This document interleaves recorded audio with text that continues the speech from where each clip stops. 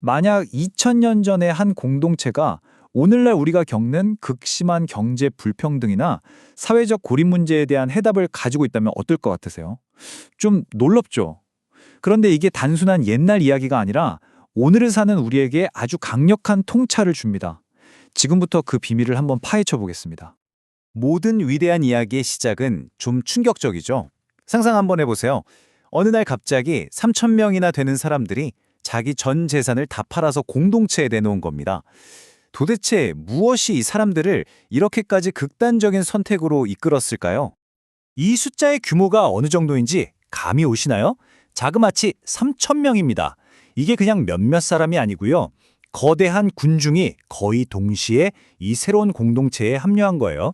소스 자료에 나온 비유를 빌리자면 마치 한 교회에 몇 주 만에 3,000명의 새신자가 몰려온 것과 같은 엄청난 사건이었죠.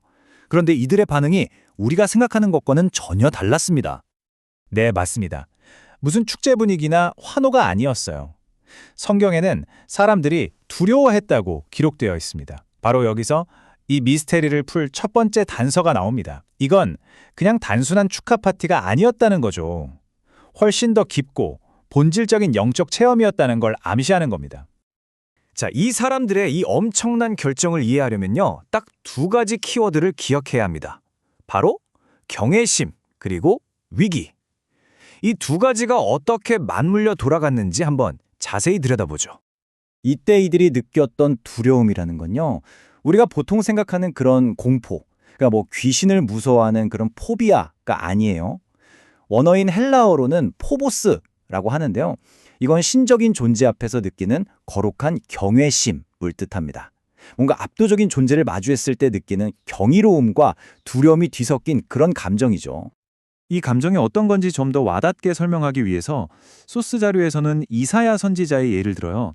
거룩한 신을 직접 마주한 이사야가 자신의 부족함을 깨닫고 압도적인 두려움을 느꼈던 것처럼요. 바로 이 감정을 초대교회 공동체가 경험했던 겁니다. 살아있는 신의 역사를 바로 옆 사람에게서 목격하고 그 앞에서 경외심에 사로잡혔던 거죠. 자, 그런데요. 이 영적인 설명만으로는 전체 그림이 완성되지 않습니다. 이게 이야기의 딱 절반이고요. 사실 이 놀라운 영적 부흥의 뒷면에는 아주 현실적이고 혹독한 위기가 숨어 있었습니다. 이 슬라이드가 당시 상황을 아주 잘 보여주는데요. 한쪽에서는 3,000명이 회심하는 기적이 일어났지만 다른 한쪽에서는 그로 인한 혹독한 현실이 닥친 겁니다.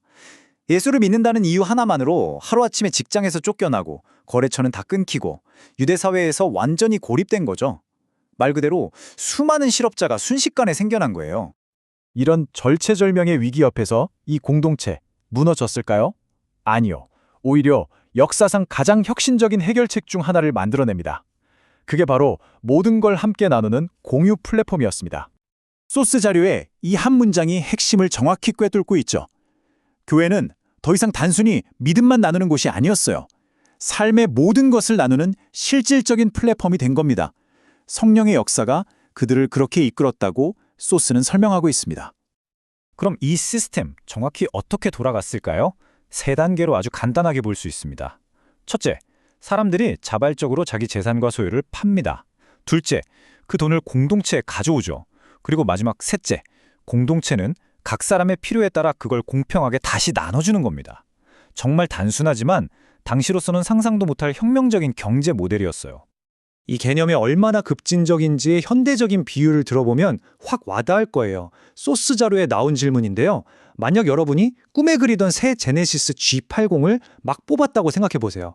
그런데 내일부터 이 차를 우리 공동체 모든 사람들과 함께 쓰라고 한다면 선뜻 그렇게 하실 수 있겠어요? 이 질문 하나만으로도 2000년 전 그들의 결단이 얼마나 대단했는지 느껴지시죠?